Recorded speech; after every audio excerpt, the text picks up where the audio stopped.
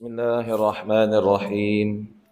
Ila hadratin Nabil Mustafa Rasulullah sallallahu alaihi wasallam wa ila alihi wa ashabihi wa dhurriyyatihi wa ahli baitil kiram wal muslimin wal muslimat wal mu'minin wal mu'minat al ahya'i minhum wal amwat syai'un lillahi lahum al-Fatihah. A'udzu billahi minasyaitonir rajim. Bismillahirrahmanirrahim. Alhamdulillahi rabbil alamin. الرحمن الرحيم مالك يوم الدين إياك نعبد وإياك نستعين اهدنا الصراط المستقيم صراط الذين أنعمت عليهم غير المغضوب عليهم ولا الضالين آمين.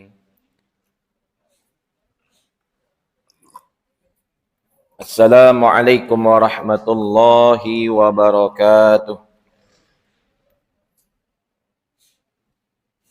Innal hamdalillah nahmaduhu wa nasta'inuhu wa nastaghfiruh wa nu'minu bihi wa natawakkalu alayhi wa na'udzu billahi min syururi anfusina wa min sayyiati a'malina may yahdihillahu fala mudilla lahu wa may yudlil fala hadiyalah.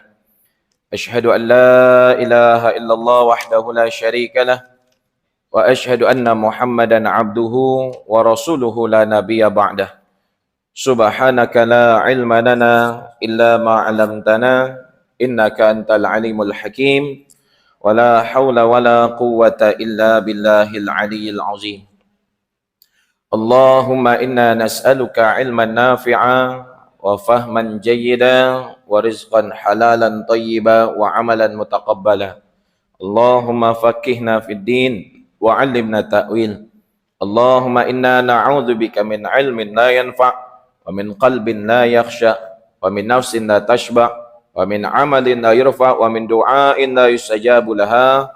Rabbana zidna 'ilma warzuqna fahma. Amin ya rabbal alamin. Amma ba'du. Pada jamaah yang dimuliakan Allah Subhanahu wa taala, bersyukur kepada Allah atas limpahan rahmat, karunia dan inayahnya sehingga Allah Ta'ala kumpulkan kita pada malam hari ini dalam keadaan iman dan Islam. Kita berkumpul di tempat yang terbaik, yaitu masjid. Kita berkumpul untuk maksud tujuan yang terbaik, mencari ilmu, mencari ridha Allah Ta'ala. Dan insya Allah kita pun berkumpul bersama orang-orang yang terbaik, orang-orang yang soleh, teman di dunia, kawan di dunia, dan mereka pun akan menjadi sahabat di akhirat nanti. Allahumma amin ya rabbal alamin. Betapa besar nikmat Allah Ta'ala telah dibagi kepada kita, sehingga patut kita syukuri dengan mentaati perintah-perintahnya dan menjauhi larangan-larangannya. Dengan bersyukur kepada Allah Ta'ala itulah hidayat dan petunjuk yang ada pada diri kita akan dikekalkan, akan abadi sampai akhir hayat kita, senantiasa dibimbing Allah, dimudahkan untuk taat kepada Allah, melakukan ketaatan, istiqamah kita dalam amal agama, sampai pada akhirnya kita pun wafat dalam keadaan husnul khatimah. Semoga Allah Ta'ala bagi kita semua husnul khatimah. Amin ya rabbal alamin. Dan tak lupa pula, senantiasa kita bersolawat kepada Nabi SAW. Salawat kepada Rasulullah bukan hanya 1 tahun sekali pada maulid Nabi, maulid Rasul. Gembira kepada Nabi SAW tak terhad dengan masa. Kapanpun, dimanapun kita sebagai umatnya sangat ditekankan untuk memperbanyak salawat kepada Rasulullah SAW. Wa inna ma'rifati bi ummati biqadri salatihim alayya. Rasulullah menjelaskan, sesungguhnya aku mengenali umatku di akhirat nanti bergantung seberapa banyak ia bersolawat kepadaku. Meskipun kita jauh 1400 tahun lebih dari Nabi SAW, tak pernah jumpa Nabi, tak pernah menengok Nabi, tak pernah mendengar ucapan Nabi, tetapi kita yakin bahwa Nabi SAW adalah utusan Allah. Kita mencintai beliau dan kita memperbanyak sholawat kepada beliau dan itulah yang akan menjadikan kita nanti dikenal oleh Nabi SAW di akhirat nanti, dan insya Allah Nabi SAW pun akan memberikan syafaatnya kepada kita. Maka perbanyaklah ucapan tahmid, alhamdulillah, senantiasa jaga sholawat kepada Nabi SAW, dan lazimkan diri untuk beristighfar. Insya Allah dengan zikir-zikir tersebut kita tak digolongkan orang-orang yang lalai. Ala bidzikrillahi tatmainnul qulub. Ketahuilah, hanya dengan mengingat Allah Ta'ala, berzikir kepada Allah, maka hati akan menjadi tenang. Para jamaah, tuan-tuan dan puan-puan sekalian, sebelum kita masuk kepada kuliah hadis Al-Arba'in An-Nawawi, maka baru saja kita menghadapi satu permasalahan fikah di dalam sholat maghrib. Perlu kita mengetahui fikah sholat secara sempurna yang dengannya kita boleh menggugurkan kewajiban ibadah kepada Allah Subhanahu wa taala. Jangan sampai fikah sholat kita tak faham. Jangan sampai ketika ada masalah di dalam sholat kita bingung. Kita pun pening apa yang nak kita buat, apa yang sepatutnya harus kita lakukan. Nah, di sini yang baru saja terjadi adalah terkait imam terlupa membaca doa tasyahud awal dan duduk pada tasyahud awal. Di dalam sholat dan ibadah-ibadah lainnya terdapat rukun, syarat, dan sunnah serta perkara-perkara yang membatalkan. Kita ketahui bahwa di antara salah satu rukun sholat di dalam madhab Syafi'i adalah tahiyat akhir dan duduk pada tahiyat akhir.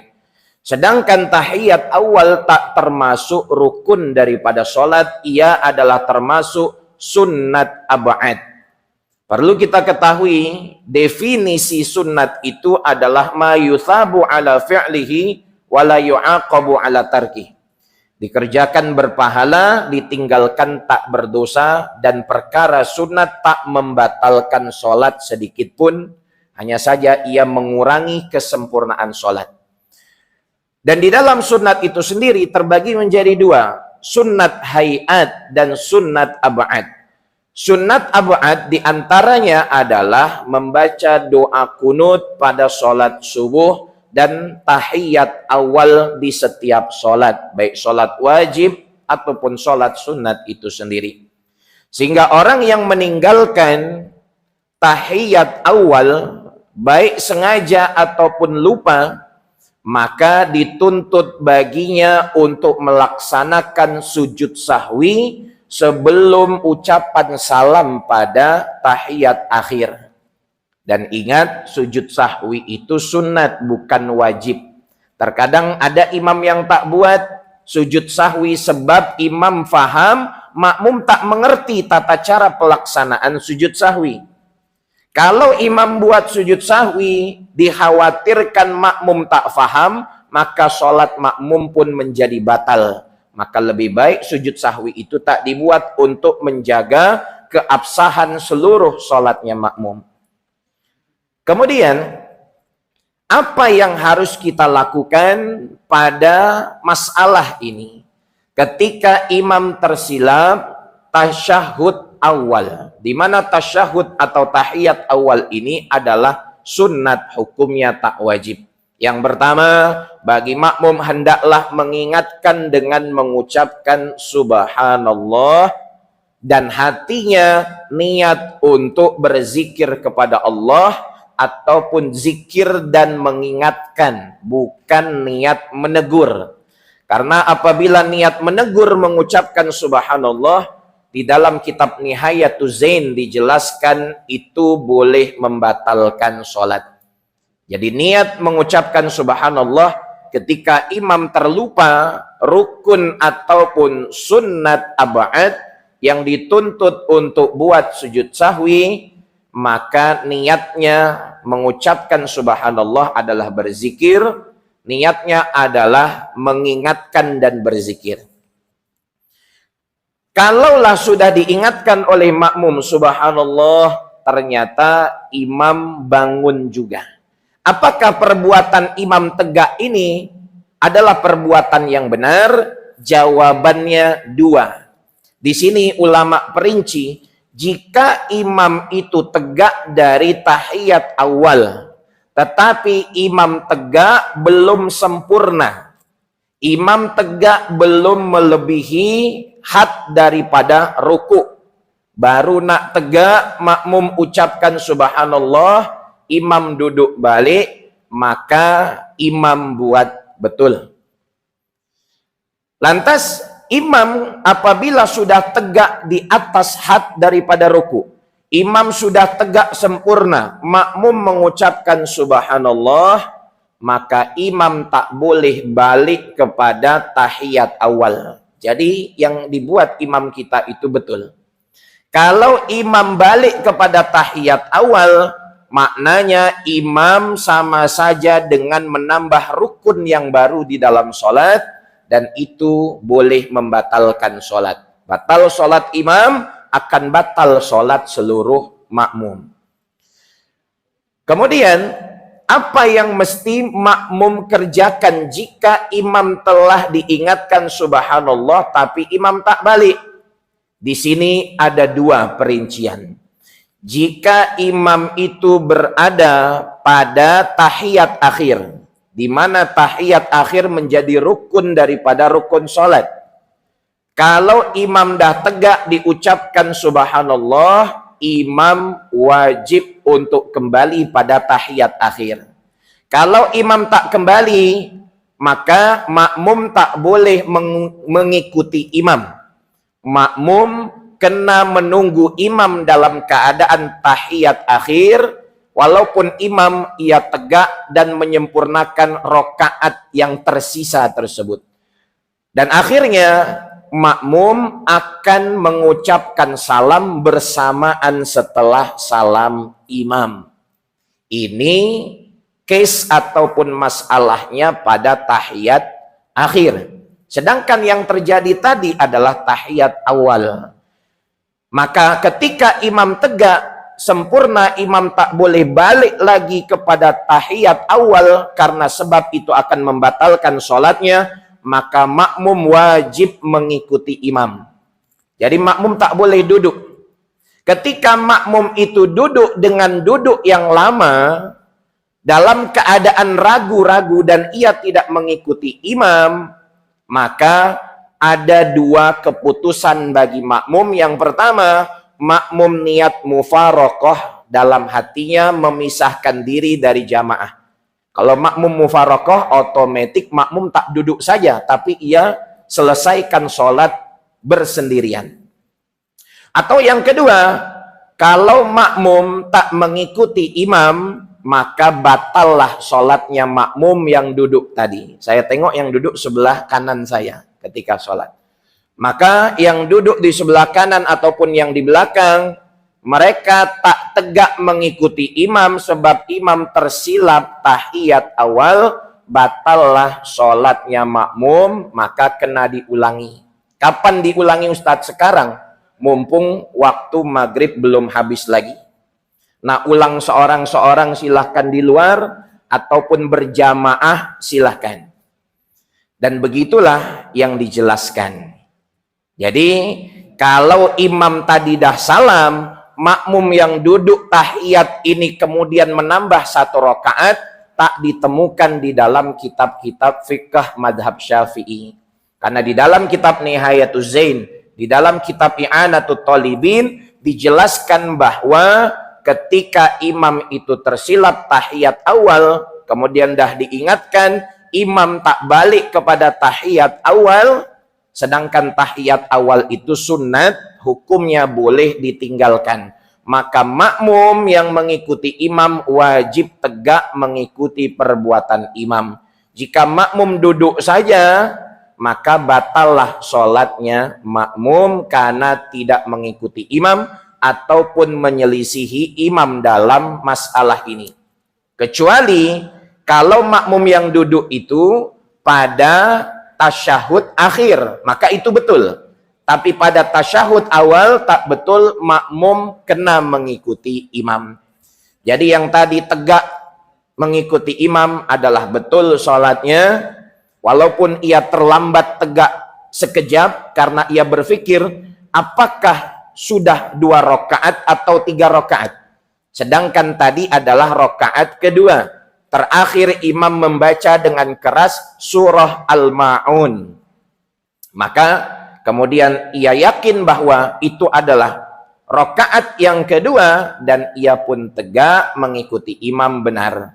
Adapun yang tasyahud tadi tak mengikuti imam, maka sebenarnya sholatnya batal.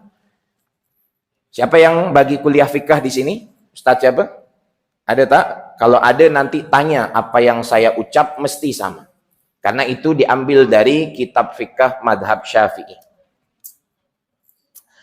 Tapi para jamaah yang dimuliakan Allah Subhanahu wa taala, jadi jelas apa yang telah kita lakukan dan apa yang telah menjadi masalah di dalam sholat itu perlu penjelasan. Karena sholat ini dijelaskan oleh Nabi, awwalu ma yuhasabu bihil abdu yaumal qiyamah min a'malihim sholah. Perkara yang paling utama yang akan dipertanggungjawabkan di akhirat nanti dari amal seorang hamba adalah sholatnya.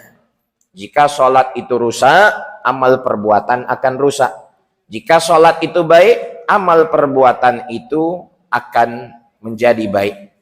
Dan hari ini kita telah mendapatkan ilmu baru, tambahan pengetahuan bagi kita, dan menunjukkan bahwa kita kena lebih kerap menuntut ilmu lagi. Jangan pernah merasa puas dalam menuntut ilmu, karena hakikatnya lautan ilmunya Allah itu sangat luas.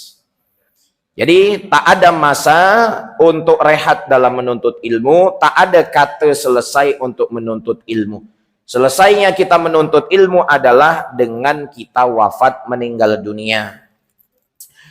Para jamaah hadirin wal hadirat sekalian, kita melanjutkan kuliah kitab Al-Arba'in An-Nawawi yang ditulis oleh Imam An-Nawawi Ad-Dimashqi rahimahullahu ta'ala di dalam pembahasan hadis ke-14.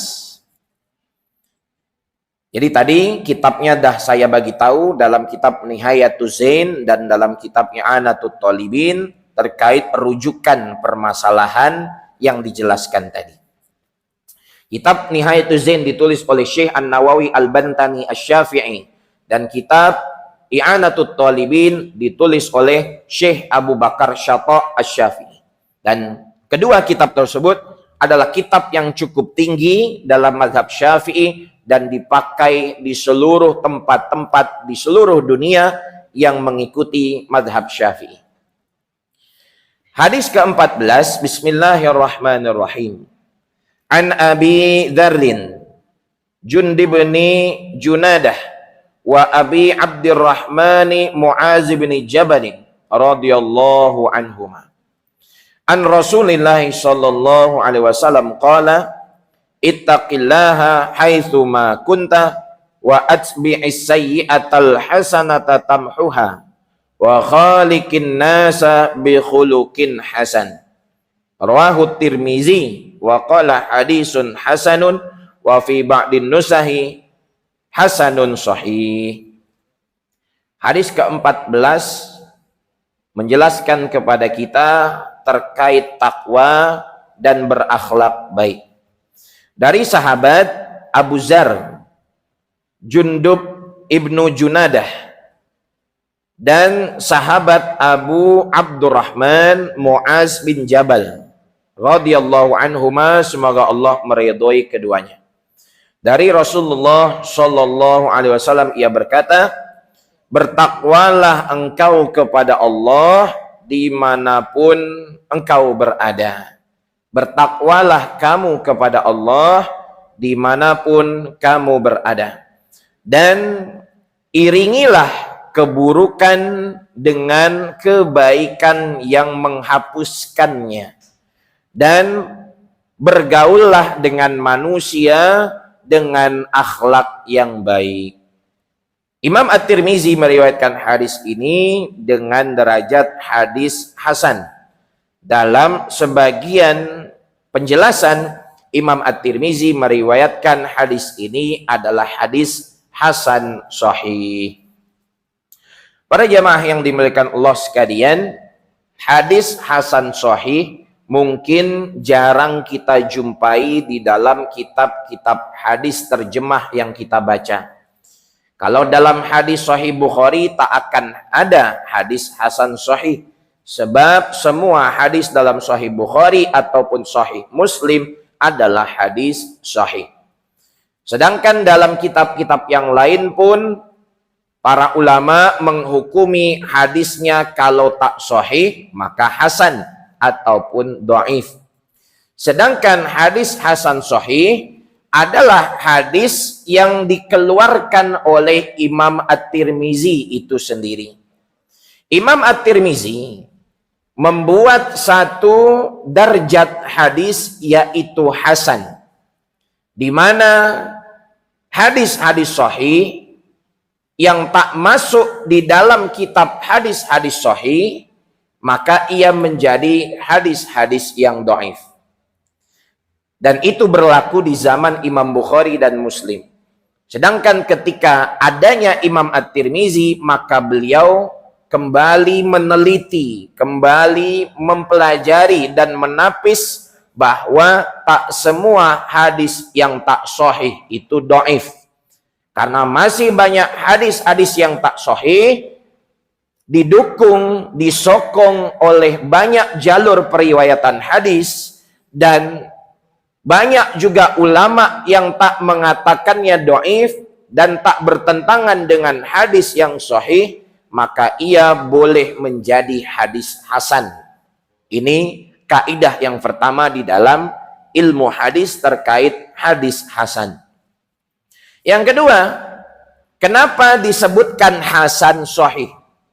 Bukankah hadis sahih itu hadis tersendiri? Hadis hasan pun hadis tersendiri. Yang pertama, hadis hasan sahih hanya istilah khas daripada Imam At-Tirmizi, tidak selainnya.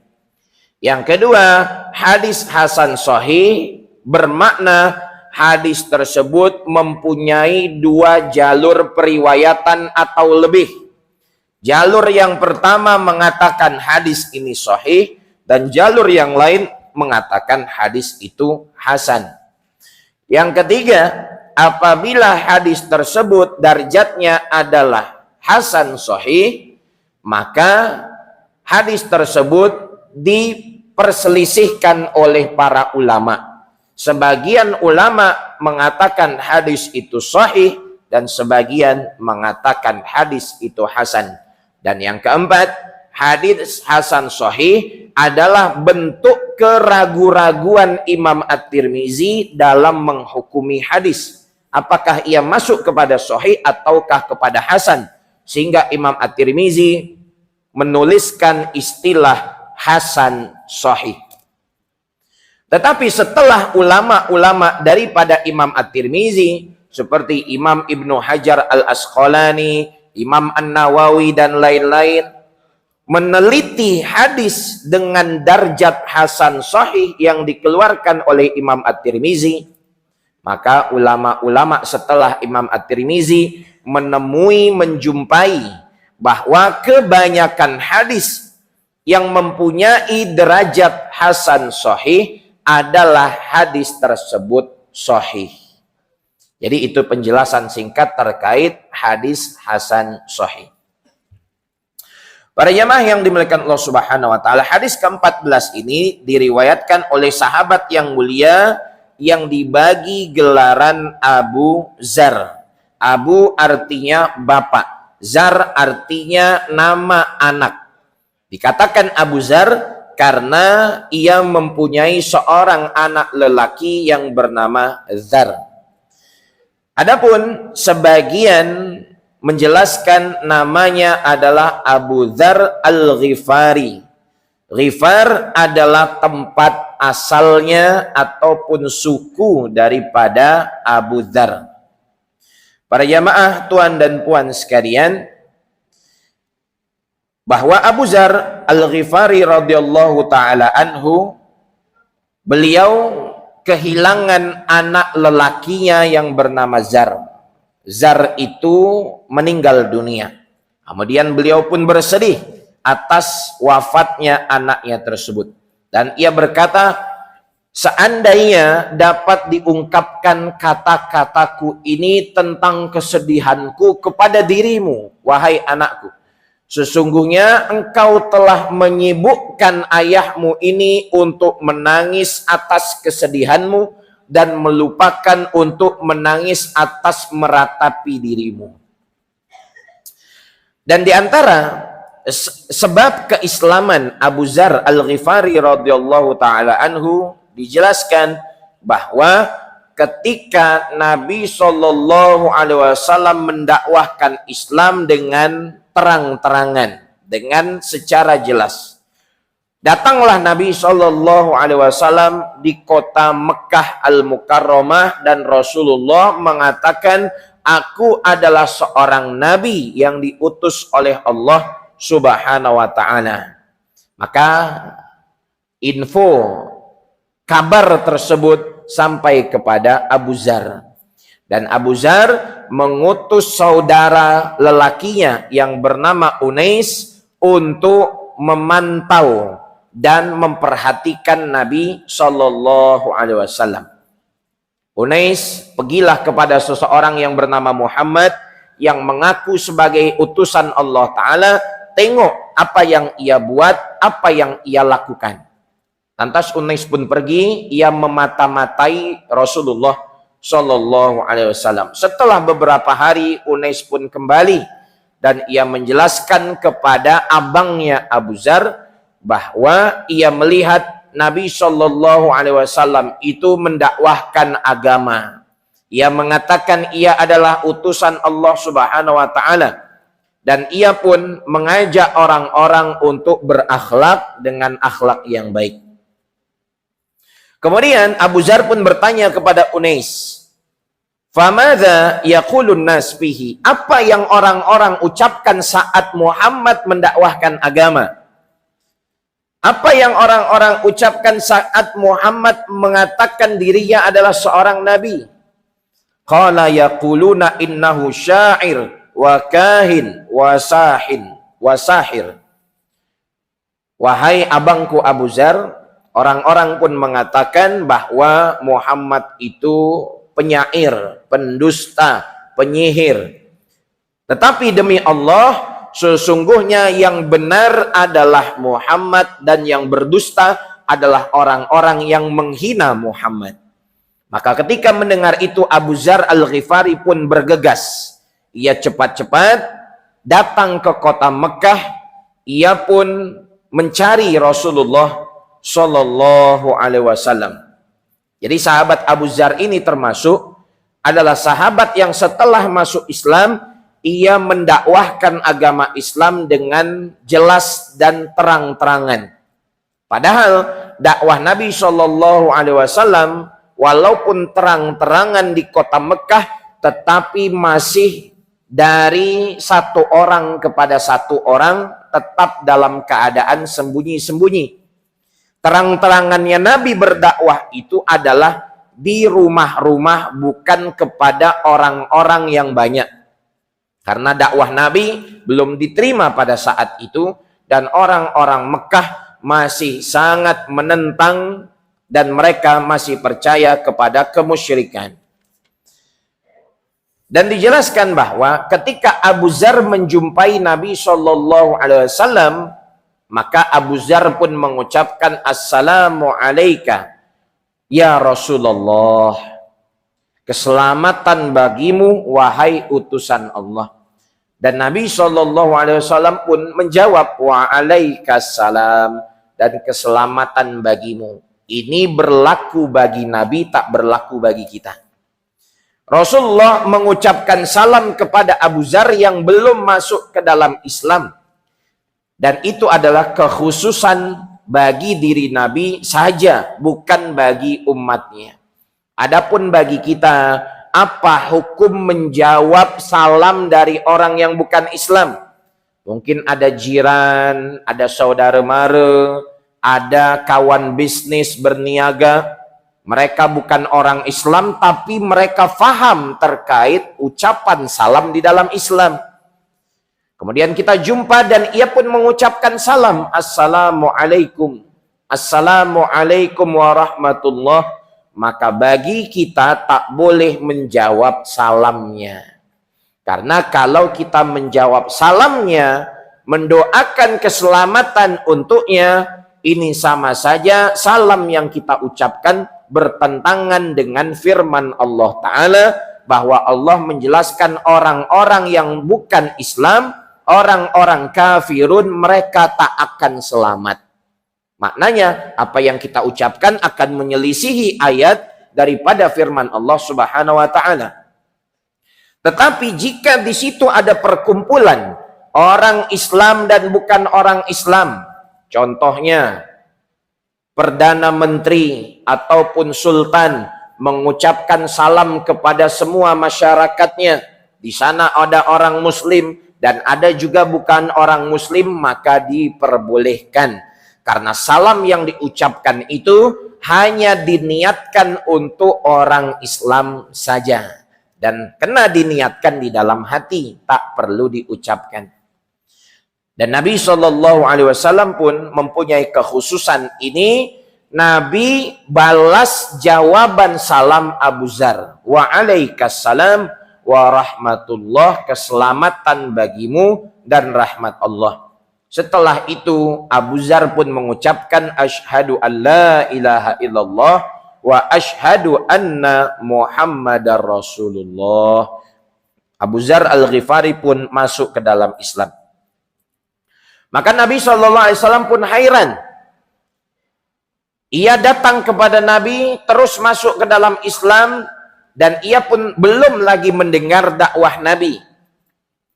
Maka Nabi pun bertanya, "Faman anta, ya fulan?" Siapa engkau ini, wahai fulan?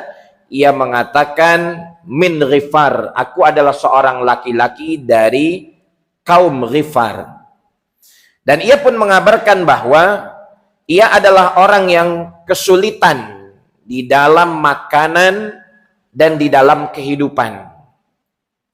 Kemudian setelah ia masuk ke dalam Islam, Nabi SAW perintahkan untuk mendakwahkan agama, tetapi secara sembunyi-sembunyi.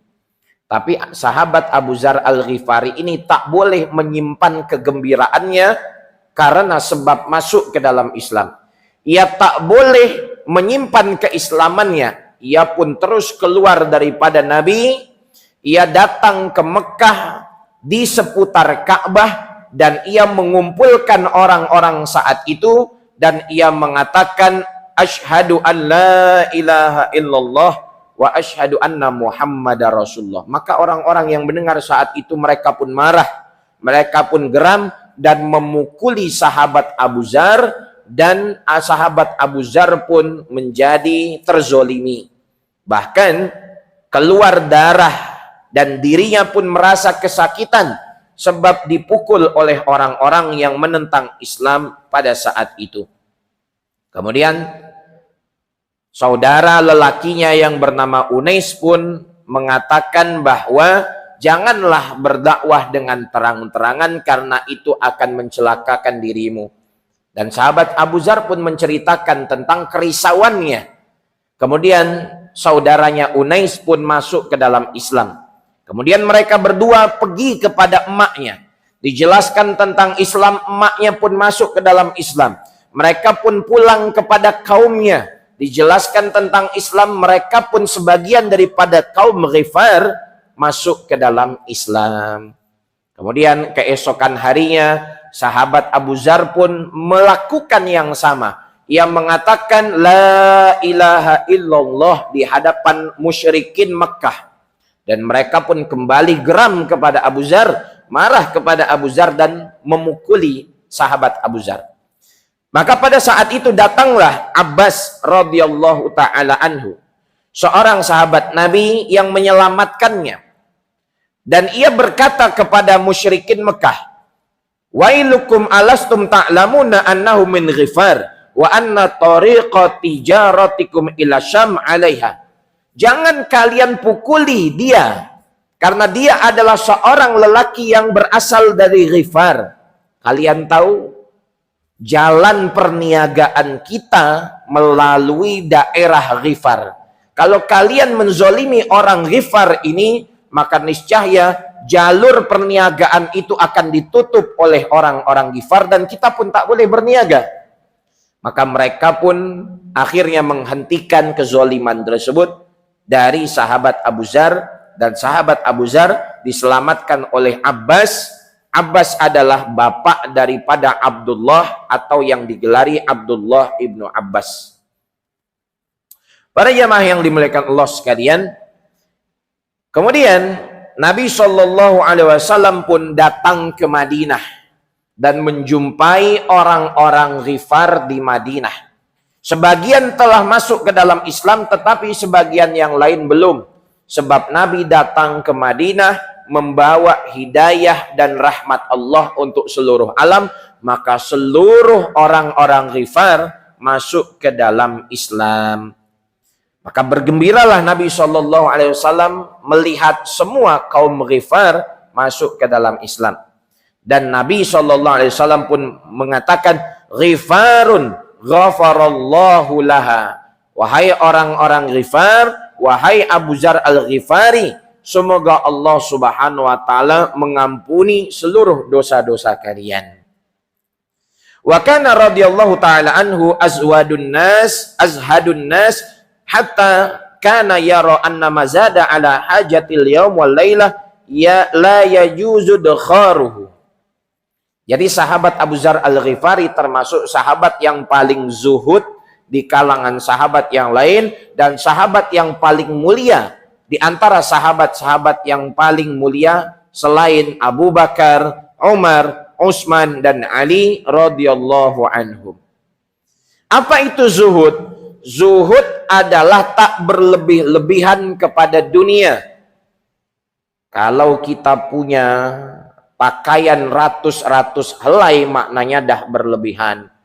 Punya kereta 4-5 buah, sedangkan hanya untuk jadi hobi saja, tak menjadi hajat ataupun keperluan, maknanya dah berlebih-lebihan. Kehidupan kita ini pada saat ini sudah mencapai kehidupan yang fudul, kehidupan yang banyak sekali berlebih-lebihan.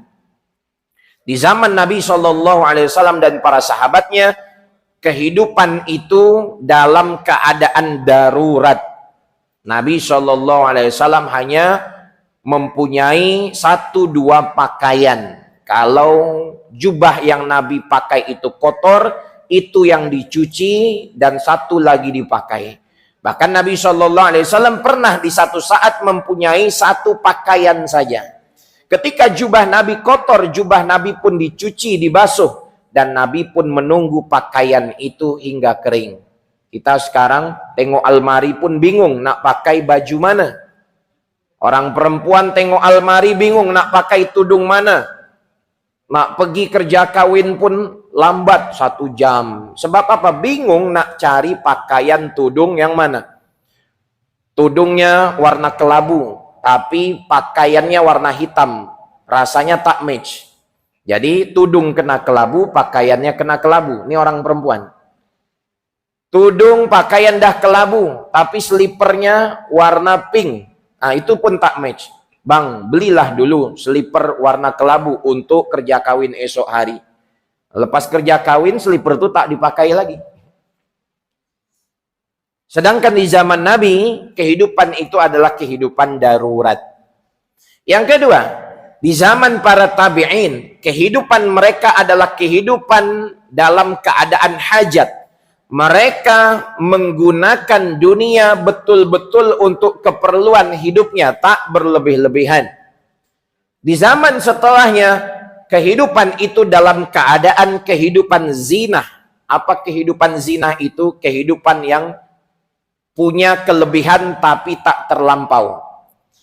Ada beberapa pakaian untuk ganti, ada beberapa slipper untuk dipakai, ada beberapa sajadah untuk dipakai sholat, itu boleh-boleh saja selagi tak berlebihan. Tapi kehidupan di akhir zaman sudah mencapai kehidupan yang fudul. Ada orang pakai jam Rolex. Berapa harga jam Rolex tuh? 100.000, 200.000. Walaupun boleh beli jam yang mahal, tapi tak boleh membeli masa. Jam tangan saya ini tak sampai 50 ringgit. Saya punya masa 24 jam dan orang yang pakai Rolex pun punya masa 24 jam, tak berbeza.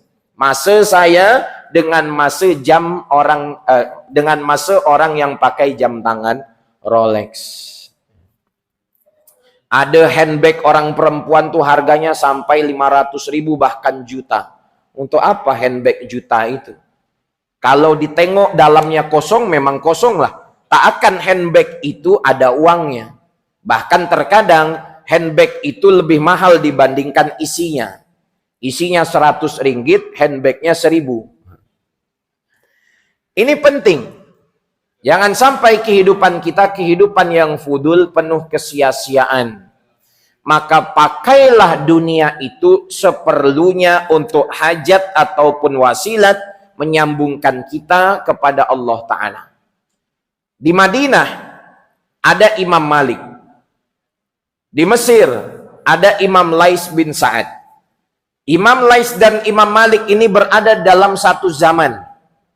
Imam Lais itu selain beliau adalah seorang ulama besar, Imam Lais itu juga seorang businessman. Imam Lais itu punya penghasilan 1 tahun 40 juta. Di sini tak ada kan yang penghasilannya 1 tahun 40 juta. Dalam surau ini lah, dalam masjid ini tak ada. Imam Lais punya penghasilan 1 tahun 40 juta. Dari 40 juta itu tak menjadikan kehidupannya berlebih-lebihan. Pakaiannya simpel, sederhana. Kehidupannya simpel, sederhana. Tetapi uang juta-juta itu dihabiskan untuk membantu agama Allah Ta'ala. Orang yang datang kuliah, pulang dibagi sagu hati. Orang yang datang kuliah, tak bawa kuda, pulang dibelikan kuda. Dibelikan kendaraan. Bahkan Imam Lais bin Sa'ad banyak membantu untuk Imam Malik dalam berdakwah, sehingga dakwah Imam Malik itu berjaya di Madinah. Kalau kita sekarang mungkin Imam Lais itu bank in uang dari Mesir ke Madinah. Sehingga banyak membantu dakwah dan pergerakan Islam. Oleh karenanya kita menjadi orang yang zuhud. Itu adalah akhlak yang mulia dan sifatnya para sahabat. Tapi bukan bermakna zuhud itu pakaian 1 minggu tak diganti, dah bau, dah kotor. Punya kereta, nak pergi mana-mana, tetapi hari-hari jalan kaki. Rumahnya dekat Ionbik, nak pergi Bukit Pasir jalan kaki. Padahal di rumahnya ada kereta. Kenapa abang jalan kaki? Zuhud. Itu bukan zuhud, itu jahil. Karena zuhud itu di dalam hati. Zuhud itu adalah di dalam hati. Tak boleh kita letakkan dunia di dalam hati. Dunia hanya kita pegang saja, tak masuk ke dalam hati. Sahabat-sahabat Nabi pun ada yang kaya. Abdurrahman ibnu Auf, Utsman ibnu Affan, dan sahabat-sahabat lain, tapi mereka dunia itu hanya setakat di tangan, tak masuk ke dalam hati.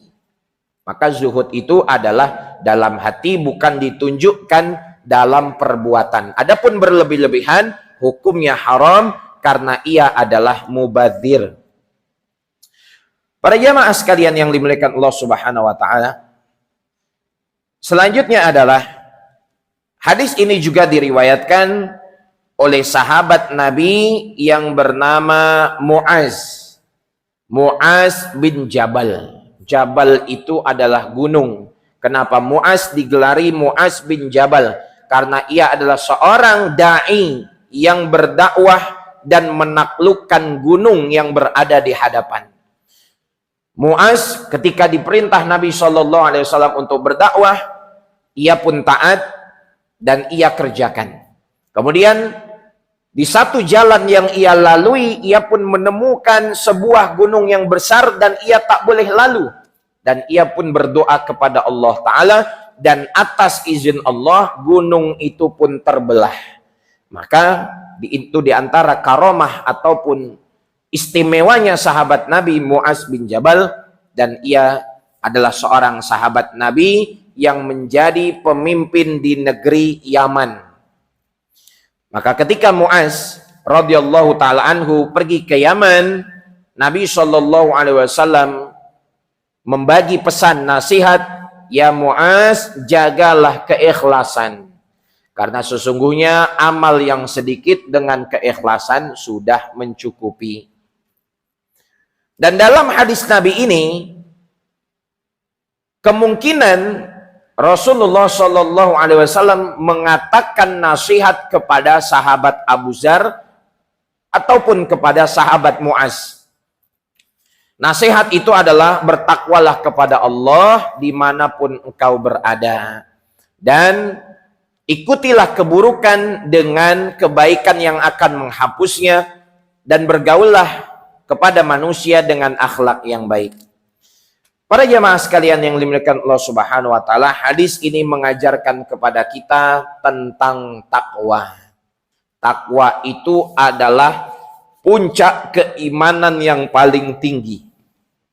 Dan di antara kelebihan Nabi Shallallahu alaihi wasallam adalah mempunyai perkataan yang singkat, padat, jelas. Nabi itu kalau ada orang yang minta nasihat, Nabi tak bagi nasihat panjang-panjang. Nabi bagi nasihat itu pendek, tetapi ia singkat dan jelas. Nabi katakan, bertakwalah kepada Allah dimanapun engkau berada. Takwa kalimat yang pendek tetapi mempunyai makna yang luas. Jadi di antaranya, pengertian daripada takwa adalah imtithalu awamirillah wajtinabu nawahi. Mentaati seluruh perintah-perintah Allah dan menjauhi larangannya. Bagaimana kita boleh menghadirkan sifat takwa? Seakan-akan kita diawasi oleh Allah. Dimanapun kita berada, selalu Allah Subhanahu wa ta'ala mengetahui apa yang kita buat. Jadi itu termasuk makna dari takwa. Wallahu ta'ala a'lam bishawab. Kita dengar dan kita jawab azan terlebih dahulu.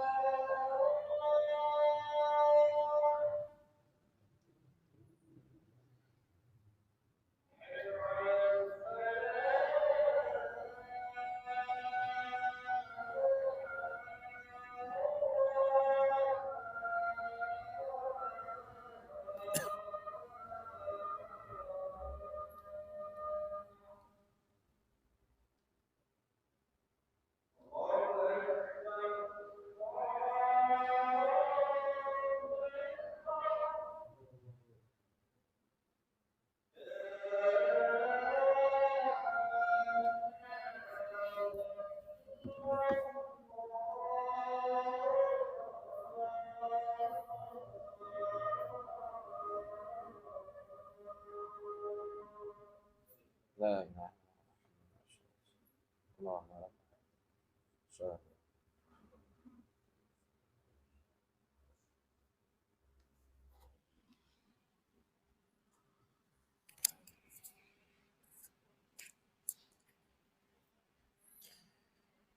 Bismillahirrahmanirrahim. Para jamaah yang dimuliakan Allah Subhanahu wa taala, maka hendaklah kita taat kepada Allah, bertakwa kepada Allah Subhanahu wa taala dimanapun kita berada, dalam keadaan susah ataupun senang, dalam keadaan sulit ataupun lapang, dalam keadaan bergembira ataupun sedih, maka jangan pernah kita tinggalkan Allah Subhanahu wa taala. Karena sesungguhnya takwa itu adalah ciri-ciri seorang muslim yang sejati. Dan sahabat Ali radhiyallahu taala anhu juga pernah ditanya tentang takwa. Sahabat Ali mengatakan, hiyal khauf minal jalil wal amalu bit tanzil wal qanaah bil qalil wal isti'dadu ila yaumir rahil.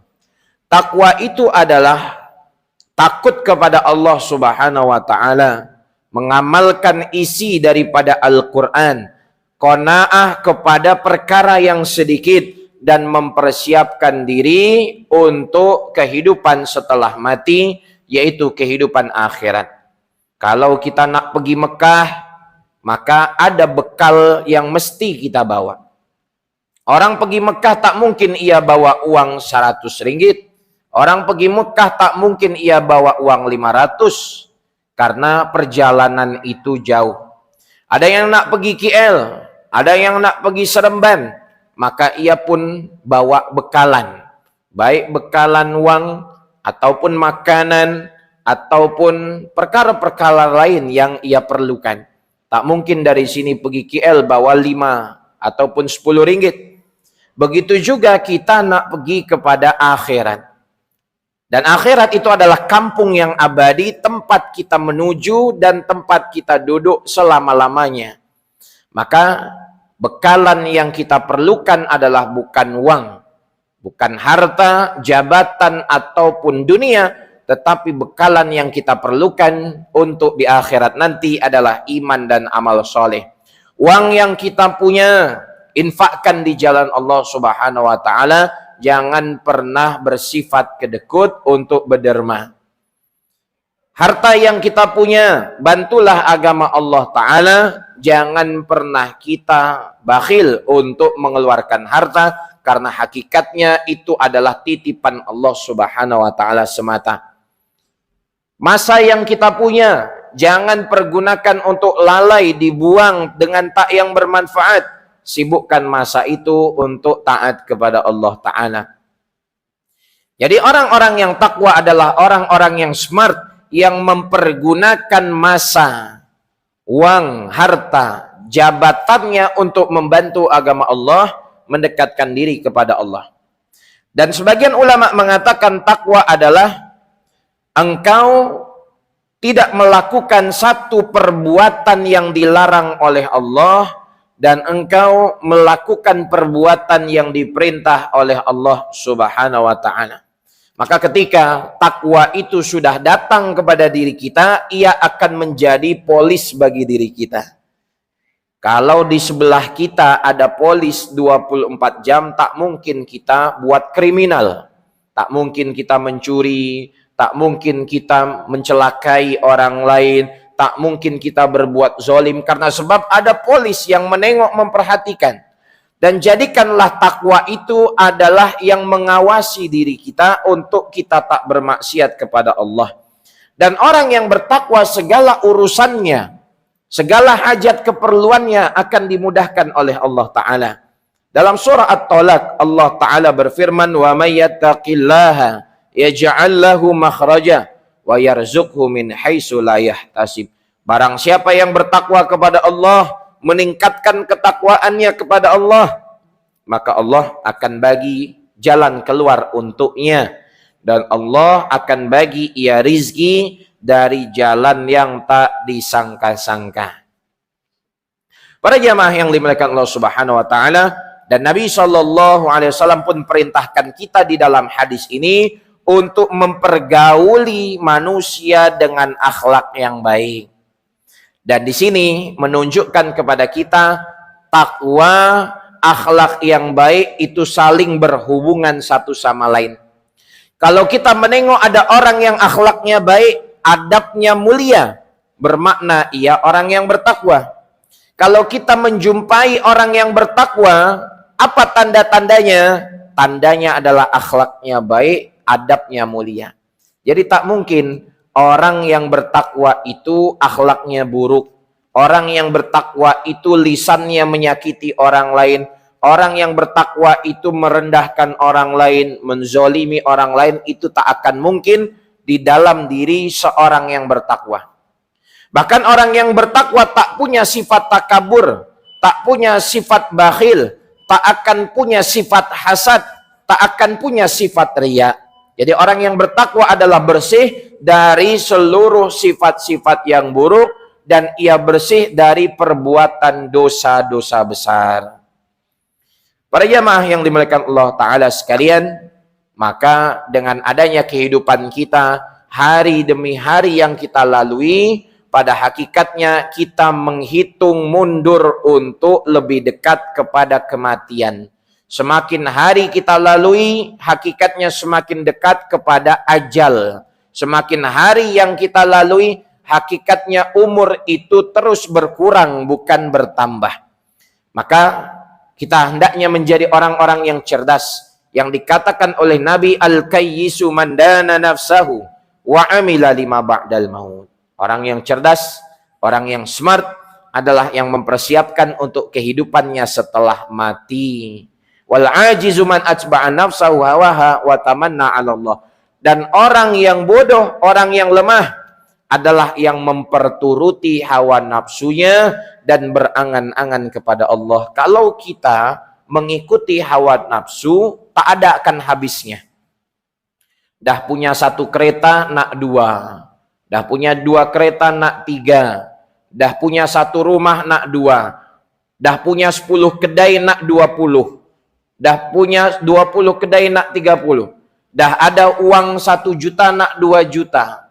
Bahkan kalaulah kita dibagi satu gunung berupa emas, kita akan meminta gunung yang kedua pun menjadi emas. Dah dibagi gunung yang kedua menjadi emas, kita pun masih nak gunung yang ketiga menjadi emas. Tak akan pernah puas kalau kita memperturuti hawa nafsu, dan nafsu itu akan padam ketika kita wafat meninggal dunia. Hidup kita ini tak lama. Hidup kita ini sebentar. Kalaulah hitungan satu hari akhirat sama dengan 1000 tahun dunia, maknanya hidup kita jika sampai kepada umur 60-70 tahun, menurut perhitungan akhirat, hidup kita hanya 1,5 jam saja. Karena satu hari akhirat 1000 tahun dunia. 60-70 tahun umur kita bermakna 1,5 jam akhirat. Kalau kita dibagi waktu 1,5 jam, apakah 1,5 jam itu akan kita pakai untuk perkara yang sia-sia? Apakah 1,5 jam itu kita akan puas minum khamar berzina? Apakah 1,5 jam itu kita pakai untuk lalai daripada Allah? Ataukah 1,5 jam itu kita buat amal soleh sebanyak-banyaknya? Kita buat derma sebanyak-banyaknya? Kita buat kebajikan sebanyak-banyaknya? Sampai 1,5 jam itu habis, kita mati dalam keadaan baik, dalam keadaan husnul khatimah, dalam keadaan Allah Ta'ala ridho kepada kita. Karena dunia ini ladang beramal, akhirat adalah ladang tempat mengambil amal. Jadi kita tanam di dunia, kita akan mendapatkan di akhirat. Kalau di dunia kita tak tanam, maka di akhirat kita akan merugi selama-lamanya. Mudah-mudahan bermanfaat. Bertakwalah kepada Allah Subhanahu wa Ta'ala dimanapun kita berada. Dan jangan lupa untuk mengedepankan akhlak dan adab yang baik lagi mulia. Karena sesungguhnya akhlak yang baik, adab yang mulia akan memberatkan timbangan kebaikan kita di akhirat nanti pada hari kiamat. Inna asqala ma wuzina fi mizanil mu'min yaumal qiyamati khuluqun hasan. Sesungguhnya satu perkara yang akan memberatkan kita di akhirat nanti, pada timbangan di akhirat nanti, adalah akhlak yang mulia. Semoga Allah Subhanahu wa taala berikan kita taufik dan hidayah untuk menjadi orang-orang yang bertakwa, orang-orang yang senantiasa menghadirkan sifat ihsan, merasa diawasi Allah, merasa diperhatikan Allah Ta'ala, dan semoga Allah Ta'ala perbaiki akhlak kita, dihilangkan penyakit-penyakit hati dan sifat-sifat buruk yang ada pada diri kita, dan diperbaiki anak cucu keturunan kita, dan mereka pun menjadi orang-orang yang taat kepada Allah Subhanahu wa Ta'ala. Amin ya rabbal alamin. Jazakumullah khairan katsira. Terima kasih banyak kepada jamaah sekalian yang sudah hadir dan mendengarkan. Apa yang disampaikan adalah benar, itu datang daripada Allah Subhanahu wa Ta'ala. Adapun yang disampaikan adalah salah dari kekurangan diri saya pribadi. Terima kasih kepada jamaah sekalian yang telah menginfakkan hartanya kepada tabung yang saya bawa, karena memang itu selalu saya bawa untuk mendukung dan mensokong dakwah dan kemaslahatan untuk diri saya pribadi. Sebab lepas PKP ini memang semua menjadi 2 kali ganda. Dulu saya datang sini flightnya hanya 800, sekarang saya datang sini flightnya 1.500. Penghujung Desember nak datang flightnya dekat 2.000. Maka saya pun berpikir, dengan banyaknya dugaan-dugaan itu, tetapi saya yakin insya Allah Allah Ta'ala akan membantu jika kita membantu agama Allah Subhanahu wa Ta'ala. In tansurullaha yansurkum wa yusabbit aqdamakum. Jika kalian menolong agama Allah, maka Allah Ta'ala akan menolong kalian dan mengokohkan langkah-langkah kalian. Maka sekali lagi saya ucapkan jazakumullah ahsanal jaza kepada jamaah sekalian, tuan-tuan dan puan-puan yang menginfakkan ataupun mendermakan sebagian hartanya di dalam tabung itu karena Allah Ta'ala. Mudah-mudahan menjadi amal jariah, menjadi kebaikan bagi kita semua, sampai pahala yang mengalir terus pada yaumil qiyamah nanti, dan menjadi kemudahan untuk dakwah dan kemaslahatan saya. Jadi kita insya Allah akan berjumpa lagi pada bulan Januari. Kita berpisah sekejap, 1 tahun saja. 2022 jumpa lagi 2023 penghujung Januari insyaallah ta'ala. Yang benar hanya datang daripada Allah. Untuk kesempurnaan majelis, sama-sama kita tutup, sama-sama kita akhiri dengan membaca surah wal asri dan doa kafaratul majlis. Bismillahirrahmanirrahim. Wal asri innal insana lafi khusrin illa alladziina amanu wa 'amilus shalihat wa tawassaw bil haqqi wa tawassaw bis sabr. Subhanakallahumma bihamdika asyhadu an la ilaha illa anta astaghfiruka wa atubu ilaik. Wal afu minkum. Wassalamu alaikum warahmatullahi wabarakatuh.